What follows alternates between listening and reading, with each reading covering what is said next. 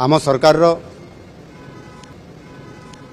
ये द्वितीय कैबिनेट बैठक थिला 5टी प्रस्ताव थिला एवं ये 5टी प्रस्ताव आज लंबा समय 3 घंटा पर्यंत आलोचना हला परे सबु निष्पत्ति गुड़िक आमर प्रस्ताव गुड़िक निष्पत्ति निया जाइछि। प्रथम प्रस्ताव है राज्य में सर्वनिम्न मजूरी जो संशोधन करिवार आवश्यकता थिला ताहा आज निष्पत्ति क्रमे आज ताकू संशोधन करा जाइछि।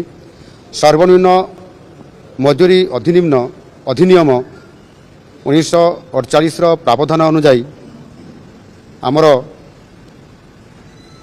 जो अनुसूची रे सर्वनिम्न मजूरी तार धार्य समीक्षा और संशोधन करने को राज्य सरकार क्षमता प्राप्त अछंती ता उपरे आलोचना करा जाइथिला एवं वर्तमान सर्वनिम्न मजूरी संशोधन संपर्क में प्राप्त होइतिबा आपत्ति और परामर्श गुड़िक जत्नर सह विचार करिबा परे सरकार अणकुशली अर्धकुशली कुशली एवं आपंकर उच्च कुशली श्रमिक मानकर पई सर्वनिम्न समय भित्तिक दैनिक मजूरी जहाँ पूर्व थिला यथाक्रमे आपंकर 352 टंका थिला ता 450 टंका को वृद्धि करिया पई आज निष्पत्ति निया गला।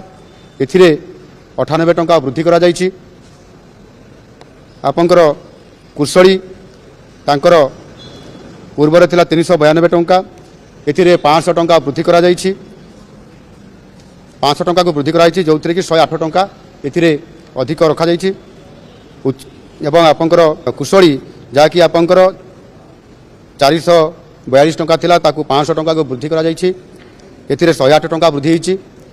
एवं अति बा उच्च कुशली जहाँकि आमर 502 टंका थिला ताकू 600 टंका को वृद्धि करा जाइछि।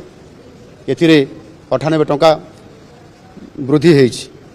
एवं याकू सर्वशेष संशोधित खंडभित्तिक सर्वनिम्न मजूरी हार को यह एक्चुअली 25% वृद्धि करा जाइछि।